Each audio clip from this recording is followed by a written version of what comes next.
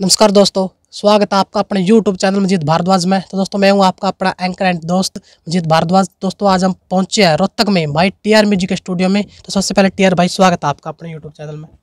स्वागत आपका मंजीत भाई टीआर म्यूजिक स्टूडियो में, और हमारा आपके चैनल पे स्वागत है। तो बातचीत शुरू करते हैं। तो सबसे पहले सर आपका एक गाना हो जाए, कोई भी मेरा गाना, मेरे बहुत सारे गाने हैं, आप ये बताओ कि कौन सा गाना मैं सुनाऊं? आपके दिल के बिल्कुल करीब है। मेरे दिल के करीब तो मेरे सारे ही गाने हैं, लेकिन मैं कई गाने हैं जो आपके साथ आज कई सारे ही सुना देते, फिर एक गाना क्या तो ऐड कर लेते हैं, पर गिटार ऐड कर लेते हैं बीच में, है ना? ओके।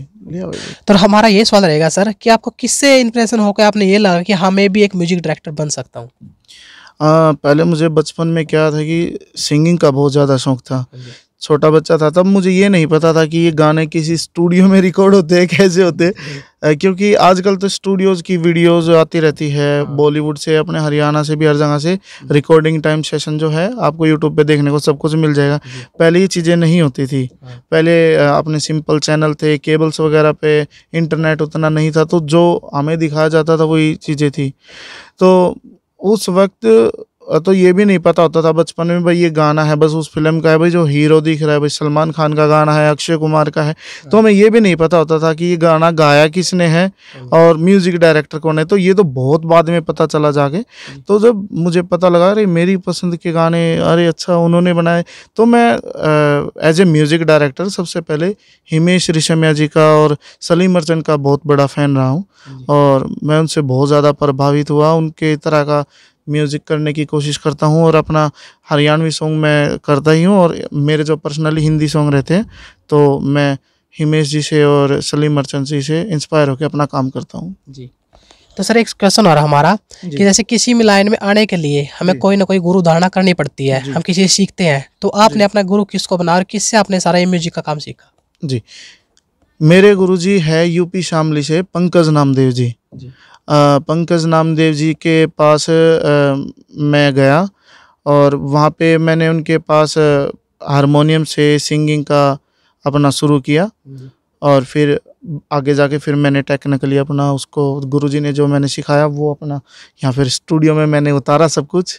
जी। तो स्ट्रगल कितना करना पड़ता आपको इस लाइन में आने के लिए? स्ट्रगल तो सभी को करना पड़ता है, और पूरा बचपन जितना था, बचपन तो सारा स्ट्रगल में ही बीत गया, और बहुत छोटी उम्र से काम करते आ रहे हैं। तो शुरू में होता है कि बड़े लोगों को दिक्कत आ जाती है, हम तो फिर भी बचपने में आ गए थे लाइन में, तो हमें स्ट्रगल तो औरों से तो ज़्यादा ही करना पड़ा, क्योंकि बच्चों के लिए थोड़ा मुश्किल हो जाता है। जी। तो सिंगिंग लाइन में आने के लिए जी तो आपने अपना म्यूजिक का सेटअप लगाया, जी, तो आपने कौन सी कंपनी का यूज़ कर रखा, पहले आप हमारे दर्शकों को दिखा दो। ओके। मेरे पास देखो, जब मैंने स्टार्टिंग की बता देता हूँ। अभी तो देखो सेटअप में बहुत कुछ मैंने लगा रखा है, और जब स्टार्ट किया तो उस टाइम तो मतलब ऐसा था ना, पैसे वैसे की प्रॉब्लम बहुत ज़्यादा थी उस टाइम। ऐसा था कि सिर्फ एक कंप्यूटर ही था और एक सिंपल सा माइक था मेरे पास। तो मैं ये तो नहीं कह सकता कि ये सारी चीज़ें उस वक्त मेरे पास थी। ये सब तो जो लोग आज देख रहे हैं उन सब के प्यार ने मुझे ये सब चीज़ें दी हैं, उन सब के प्यार ने, माँ बाप के आशीर्वाद ने और मेहनत ने। हम 4 भाई हैं, चारों ने मिलके दिन रात काम किया, तो उसका नतीजा आज ये है कि ये सारे इंस्ट्रूमेंट्स मिले हैं। बट स्टार्टिंग में ऐसा कुछ नहीं था। तो सिंगिंग के अलावा सर आपकी और कौन कौन सी हॉबीज़ है? सिंगिंग के अलावा मेरी हॉबीज़, मैं खाना बहुत अच्छा बनाता हूँ, और मैं बहुत ख़राब पेंटिंग करता हूँ, और मैं करता रहता हूँ। तो ये मेरी हॉबीज़। और घूमना बहुत पसंद है, और लोगों को परेशानी होती है ट्रैफिक में घूमना, और मुझे मज़ा आता है ट्रैफिक में दिल्ली जाना ज़्यादातर। तो क्योंकि स्टूडियो में रहते हैं सारा दिन, यहाँ पे काम करते हैं, इतनी भीड़, और उस दुनिया से काफ़ी दूर रहते हैं। जिनका डेली का आना जाना है तो वो लोग ही उससे परेशान हो सकते हैं। हम तो जाते ही कई बार 4-5 महीने में एक बार है, तो हमें तो वैसे भी हैवी रस वाला एरिया अच्छा लगता है। तो सर आपका एक गाना पूरा जोर शोर से चल रहा, देश में विदेश में हर जगह बज रहा था, सुन सोनियो, हिंदी सॉन्ग था आपका। तो उस गाने की थीम आपके मन में कैसे आई थी, किस इंस्पिरेशन होगा आपने गाना लिखा और बनाया? इसके लेखक कौन थे? उसकी थीम मेरे मन में नहीं थी, वो प्रदीप सोनू जी का गाना है। वो काफ़ी पहले उन्होंने 2008 में उनकी एक मूवी का गाना था। हाँ। 2008 में तो उनकी मूवी के बीच में गाना था। तो प्रदीप जी मुझसे मिले थे कुछ डिवोशनल सॉन्ग्स के लिए। उस टाइम कावड़ का टाइम चल रहा था। तो उन्होंने कहा कि अच्छा आप हिंदी गाने भी करते हो, जैसे मैंने अपने कुछ प्रोजेक्ट्स उनको सुने। तो बताया उन्होंने कि मैंने बहुत पहले एक मूवी की थी, मूवी के बीच में उनका एक गाना था सुन सोनियो।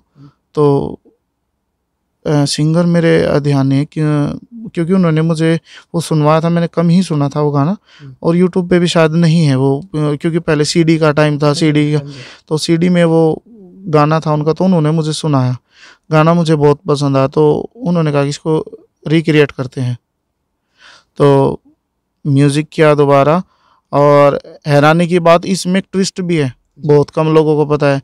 ट्विस्ट ये है कि उस गाने के लिए जब हमने रेणुका पवार से ये गाना करवाया, ड्यूट में मैंने और रेणुका पवार ने गाया, रेणुका पवार का पहला गाना था। अच्छा जी। और उस लड़की की किस्मत, ये स्टार देखो उसके कि उसका पहला ही गाना इतना बड़ा हिट है जी। तो भगवान उसके साथ है। तो सर उसकी 2 लाइन सुना दो कोई अच्छी, बीच वाली जो आवाज। हाँ, उसके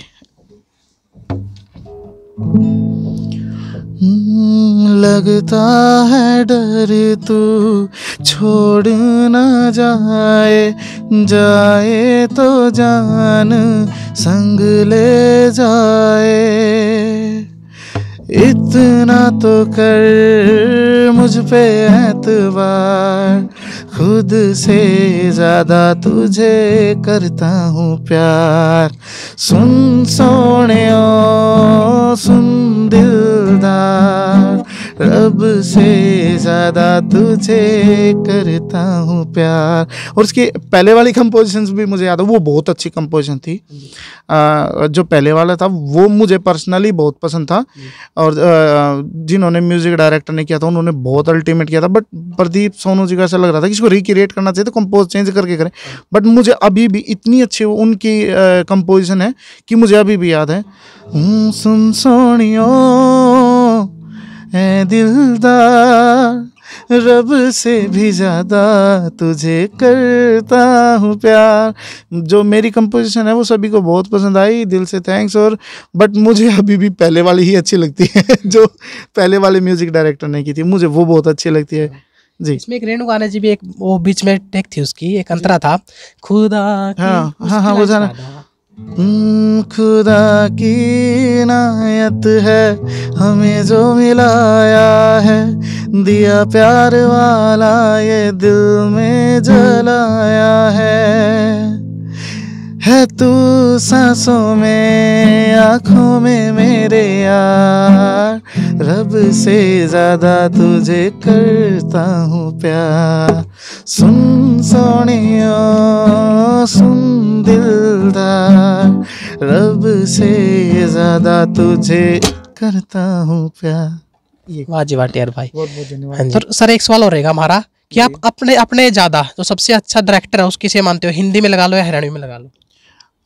देखो अगर मैं खुद से कंपेयर करूं तो सारे ही बेस्ट हैं सभी के गाने सुनता हूं। और जो म्यूज़िक डायरेक्टर है अब काम कर रहे हैं तो सभी अच्छा ही काम करते होंगे, पर मेरी तो देखो सभी पसंद है। बट जब मैं नया आया था मेरे से पहले बहुत अच्छा, जिनका नाम अभी भी जिनका बहुत अच्छा नाम है, राजू पंजाबी जी, जिन्होंने पूरे हरियाणा यूपी राजस्थान को हिला रखा है डीजे पे। तो राजू पंजाबी जी के काफ़ी गाने सुनता था मैं और अभी भी सुनता हूँ। और मेरे आने से पहले तब राजू जी के काफ़ी सारे हिट गाने जब सुनते तो हमारे लिए तो जब हमने काम स्टार्ट किया ऐसा लग रहा था कि हाथ कांप रहे थे काम करते हुए। राजू जी इतने बड़े धुरंधर, उन्होंने इतने सारे हिट गाने दे रखे हैं। और फिर उस कंपनी में जहाँ राजू जी के गाने रिलीज़ हो रहे थे वहाँ हमें अपने गाने देने हैं, तो मतलब एक सीनियर है हमसे, बहुत पुराने हैं, तो थोड़ी सी हालत ख़राब थी, मेहनत की और पब्लिक का प्यार रहा, राजू भाई का भी प्यार रहा, तो काफ़ी सारे गाने फिर हिट निकले। राजू पंजाबी जी मेरे काफ़ी फेवरेट रहे हैं कभी से। तो टीआर भाई हमने देखा आपके कई गाने उत्तर कुमार जी की मूवी में भी देखने को मिलते हैं जी। तो उत्तर कुमार जी से कैसी मुलाकात हुई आपकी? उत्तर कुमार जी के साथ मुलाकात जब मैं प्रदीप सोनू से मिला तो प्रदीप सोनू के साथ मुलाकात हुई थी, क्योंकि वो उनके ऑफिस साथ में ही हैं जी। तो प्रदीप भाई का काम किया, प्रदीप सोनू का। तो फिर वहाँ पे डिस्कस होती थी गानों को लेकर। तो उत्तर भाई का बहुत बहुत धन्यवाद, उन्होंने हमारे साथ काम किया। वो बहुत बड़े अभिनेता है और हमारे लिए सौभाग्य की बात थी कि हमने उत्तर भाई के लिए गाने किए और भविष्य में भी करते रहेंगे। उनका एक सॉन्ग था जो मुझे बहुत ज़्यादा पसंद है, क्या नाम है, मन न लागे तो सुतरी से चांद तो उतरी, ऐसा टाइप का गाना था उसका। नहीं, मैंने नहीं सुना। आपका ही गा हुआ मन न लागे सुतरी से मन चांद। न लागे तो सुतरी से चांद उड़ गया उतरी से। मैंने बहुत सारे गाने गाए हैं उनके। बहुत सारे गाने, तो इतने सारे गाने ध्यान नहीं रहते मुझे अभी तक। अपने ही गाने ध्यान नहीं कितने गाए, क्योंकि दूसरे तीसरे दिन कई बार डेली 5-5 6 गानों की रिकॉर्डिंग रहती है। तो इतने गाने कैसे याद, हम कंप्यूटर तो नहीं है। जी। तो आप अपना फेवरेट सिंगर मेल में और फीमेल में किस किस को मानते हो हरियाणा में? फीमेल में मीनाक्षी वर्मा बहुत अच्छी सिंगर हैं। और मीनाक्षी वर्मा और जो मेरी जो टीम में जितने भी सिंगर हैं वो तो बहुत अच्छे हैं। और मेरी वाइफ माही पांचाल बहुत अच्छा गाती है। और कहीं हम घूमने जाते हैं सफ़र में तो रास्ते में मैं गुनगुनाता हूँ, माही गाती है साथ में। तो मेरे फेवरेट सिंगर तो, और अभी तो मेरा बेटा बहुत, अभी बोलना भी शुरू नहीं किया उसने, तो वो भी बहुत अच्छा गाता है। और वैसे स्पेशल मेरी फेवरेट सिंगर फीमेल में मीनाक्षी वर्मा जी रही है और मेल में राजू पंजाबी। जैसे सर पहले आप माही और आप अलग अलग थे, मतलब आपकी मुलाकात कैसे हुई माही मैम से? रिकॉर्डिंग सेशन पे बस। अच्छा। हाँ, मैंने माही जी से गाने करवाए थे। तो एक होता है ना कि अच्छा नेचर देख के कहीं भी दोस्ती हो जाती है। लेकिन आज के टाइम में कि दो अच्छे लोग मिलने बहुत मुश्किल काम है, बट हम मिल गए। तो भाई आपने अपने खुद के स्टूडियो से किस किस सिंगर को लॉन्च किया है इसका आज दुनिया पूरे वर्ल्ड में नाम हो? देखो, लॉन्च करने वाले तो भगवान हैं, और जो हमारे स्टूडियो से गए हैं और उनकी मेहनत है, उन्होंने दिन रात जो मेहनत की, हमने तो एक अच्छा म्यूज़िक देने की कोशिश की। काफ़ी आर्टिस्ट है। स्टार्टिंग में तो मोहित शर्मा के साथ टोकनी का पानी गाना किया था, मेरा बहुत पुराना पहला ही गाना। उसको लगा लो कि नज़र में आने वाला पहला गाना था मोहित शर्मा। फिर उसके बाद रुचिका जांगिड़ जी, क्योंकि रुचिका जांगिड़ भी गुरुजी की स्टूडेंट थी। जो गुरुजी, बल्कि वो तो गुरुजी को, रुचिका तो मुझसे पहले ही जानती थी क्योंकि उनके शहर में ही है। हाँ, मैं गुरुजी से काफ़ी लेट मिला था, तो गुरुजी ने फिर रुचिका से मिलवाया, बात करवाई रिकॉर्डिंग के लिए। तो फिर मैं गोरी तो काला गाना हिट हुआ, संजय वर्मा और अजय हुड्डा ने लिखा था। इस गाने ने पूरा धमाल मचाया। हाँ, तो वो रुचिका का पहला हिट गाना था। फिर उसके बाद तो हिट पे हिट लाइन लगा दी, उसने भी बहुत मेहनत की। तो काफ़ी सारे आर्टिस्ट है, रेणुका पवार का जैसे मैंने आपको बताया, एक जोगण मीराबाई, अमित ढुल, जोगुण मीराबाई थी, जोगुण में हो गई जी। और अभी रिसेंटली लीलो चमन मेरा दिलेर भाई के साथ आया था, पर बट दिलेर भाई तो पहले ही एक स्टार फैमिली से राजेंद्र खरकिया जी के पुत्र हैं। तो दिलेर भाई के साथ मेरा अच्छा कामकाज रहा है और अभी भी कर रहे हैं और आगे भी करते रहेंगे। तो काफ़ी सारे आर्टिस्ट हैं जिनके साथ मैंने काम किया, हिट हुए और आगे करते रहेंगे। अभी आने वाले बहुत बड़ी बड़ी चीज़ें अभी तो है। तो यार भाई हमने एक बात और सुनी है कि कोई भी जब मतलब सिंगर गाना गाता है या कोई एक्टिंग करता है तो हमने एक बात सुनने में आई कि वो नशा करता है, पहले नशा करके सिंगिंग करता है। ये बात कहाँ तक सच है और कहाँ तक झूठ है? ये चीज़ें मैंने देखो कुछ इंडस्ट्रीज के बारे में सुनी बहुत है, बट मैंने अभी तक हरियाणा में ऐसा नहीं देखा कि कोई नशा करके गाता है या नशा करके शूट पे जाता है। इस मामले में हमारा हरियाणा बेस्ट है। और हरियाणा में तो मैंने अभी तक ऐसा तो कोई आर्टिस्ट नहीं देखा कि नशा करके गाता है या शूटिंग पे जाता है। तो ये एक बहुत सौभाग्य की बात है हमारे लिए कि जिस जगह पे हम रहते हैं वहाँ नशेड़ी बहुत कम है। तो हरियाणा के लिए थम्स अप, गुड। तो टीआर भाई एक सवाल और होगा हमारा। पहले आपका जो साउंड होता था, म्यूजिक होता था, वो पानीपत में होता था, STR म्यूजिक पानीपत। तो आपने रोहतक में शिफ्ट कर लिया, उसका क्या रीजन था वहाँ से आने का? रोहतक में आया, इसके पीछे तो काफ़ी सारी कहानियाँ हैं। तो लगभग तो सभी को पता ही है, क्योंकि मैं बहुत गुस्सैल आदमी हूँ और गुस्से में आया था मैं। किसी से छुपाना नहीं चाहिए कि ऐसे झूठ बोल दिया, और झूठ बोलने की आदत नहीं है। TR यानी कि तरुण पांचाल जो आपको दिखेगा जैसा है वैसा ही रहेगा।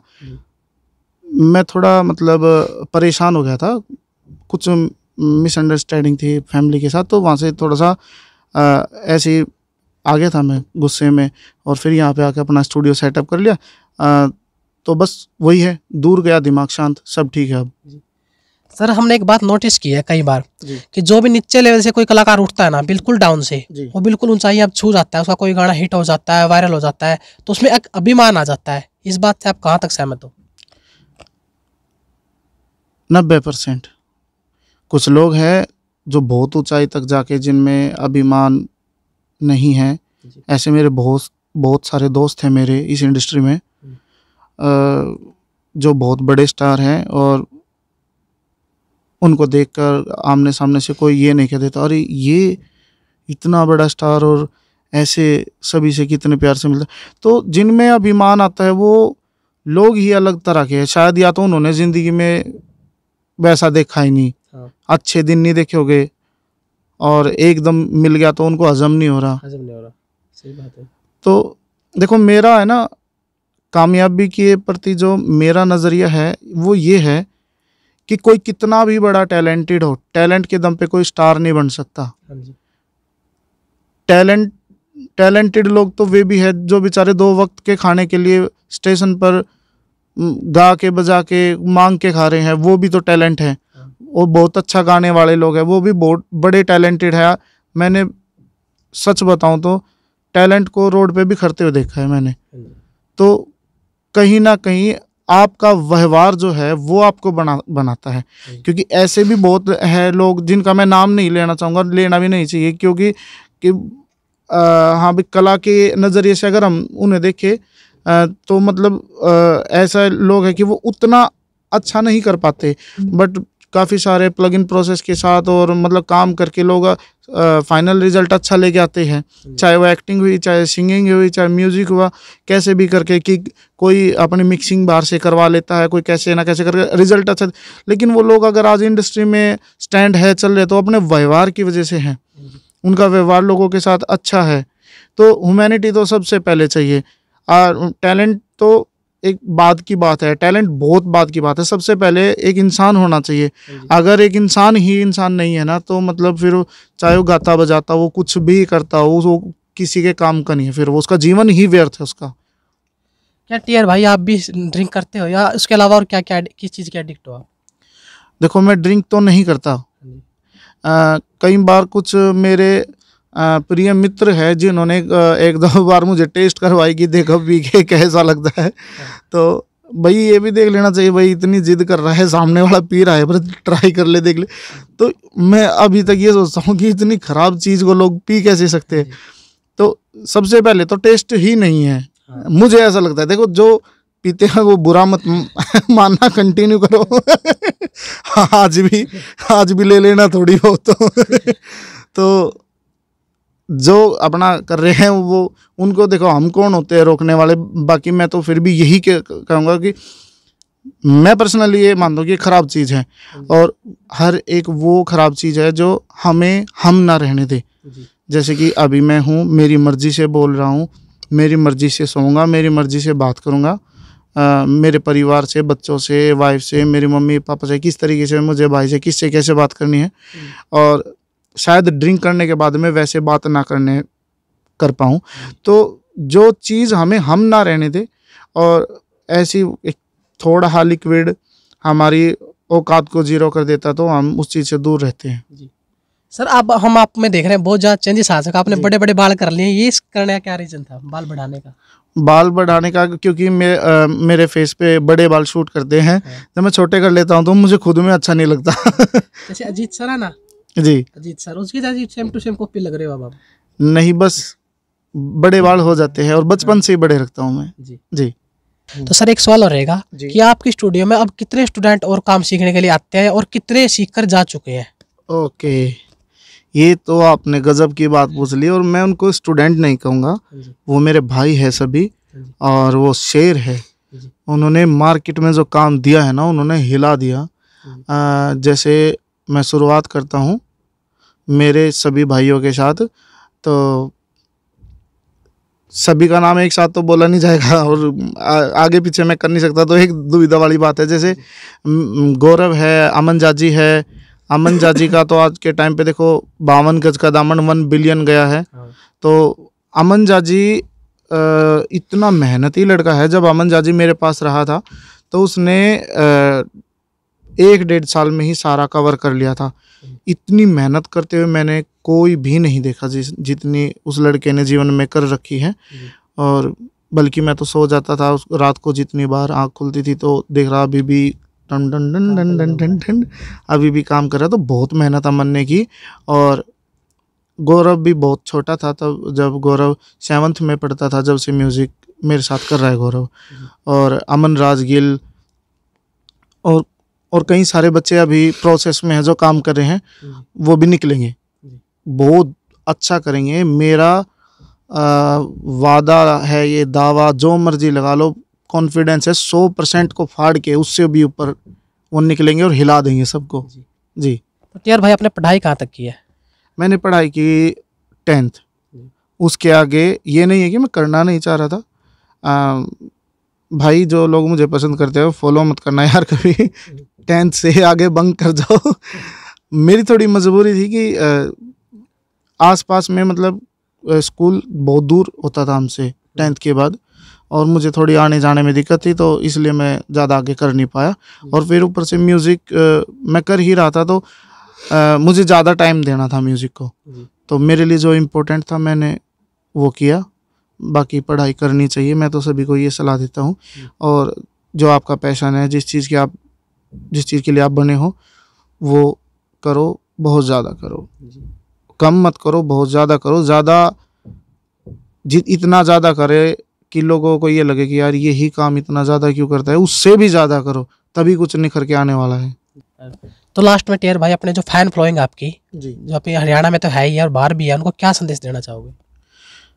मेरे फैंस को, मेरे भाइयों को मैं यही संदेश देना चाहता हूँ कि आप जिस चीज़ के लिए सोचते हो, जो भी आप करना चाहते हो, बनना चाहते हो, देखो मैं ये नहीं कहता, देखो मजबूरी होती है सभी के सामने कि मैं इस वजह से नहीं कर पाया या ऐसे नहीं कर पाया। बहुत लोगों के कुछ ना कुछ, हर किसी के सपने होते हैं भाई, कुछ ना कुछ। पर मैं आपको संदेश ये देना चाहता हूँ कि अगर आपका टारगेट है 1000 का, कि आप 1000 लेवल का कुछ पाना चाहते हो, तो आप अपना टारगेट आप 10-10 में डिवाइड करके भी उसे पा सकते हो, क्योंकि आपके पास पूरी ज़िंदगी पड़ी है। आप बड़ी चुनौतियों से मत डरो, बड़ी चुनौतियों के टुकड़े करके और उनको किस्तों में पूरा कर दो, और वो धीरे धीरे बूंद बूंद से सागर बन जाता है। और जैसे आपने मेरा साथ दिया है, मैं भी और दुनिया आपका भी साथ देगी, और आप दिल से मेहनत करो, रिजल्ट ज़रूर आएगा। तो टीआर भाई आपके म्यूजिक में हर एक म्यूजिक का लास्ट में एक बात सुनने को मिलती है, इट्स टीआर म्यूजिक। वो आवाज़ किसकी होती है? वो आवाज़ मेरी होती है।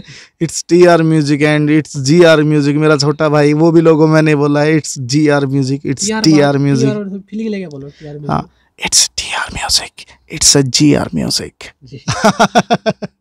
जी, तो धन्यवाद टीआर भाई आपका कीमती टाइम देने के लिए। आप ही का वक्त है प्रभु।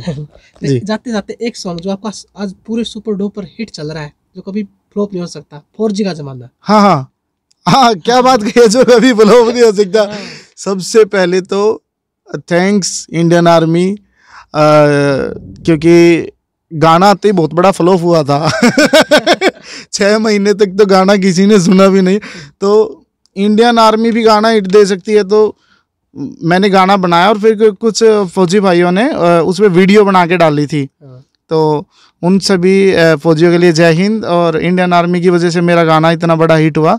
और हर शादी में, हर परिवार में भाई कोई ना कोई फौजी ज़रूर होता है। मेरा गाना जब अगर गाने का सीजन भी जा चुका है ना, तो फौजी भाई की डिमांड आती है, 4G का ज़माना चला दे भाई, एक फौजी गैल मेरा सीन से। रमन जीता प्यारी है तू छोरी घनी हसीन से, फिर फीमेल है और तेरी झाल डाटल मजनू, एक फौजी गैल मेरा सीन से। तो जय हिंद फौजी भाइयों। इस गाने पे तो आपने ना ऐसा गोल्ड ठप्पा लगा दिया कि ये जिंदगी में फ्लॉप नहीं हो सकता। इस गाने को अमर करने के लिए दिल से थैंक्स जी। लास्ट में हमारे दर्शकों को क्या कहना चाहोगे आप? Love you. जी, मिलते हैं। और दर्शकों को लव यू से अलग मैं ये कहना चाहूँगा, इस माइक को हाथ में पकड़ लेता हूँ कि ये बहुत इंपॉर्टेंट माइक है और इस चैनल को सब्सक्राइब कर लो, क्योंकि ये भाई बहुत खौफनाक सवाल पूछता है। ये इतने खतरनाक सवाल पूछ रहा था अभी जो मुझे बताने भी नहीं चाहिए थे, लेकिन ये इंडस्ट्री के अंदर का मिर्च मसाला जो आप जानना चाहते हो वो निकाल के ये लाएगा, इसका काम है। तो ये वो मिर्च मसाला लेके आप तक आएगा, और अगर वो आपको चाहिए तो इसकी मेहनत की रिस्पेक्ट करो और चैनल को सब्सक्राइब कर दो। एक अंगूठा, इतने भी आलसी मत बनो, अंगूठा ही तो हिलाना है, हिला दो यार, कर दो काम। Bye bye. तो लास्ट में सारे भाइयों को जय हिंद, जय हरियाणा।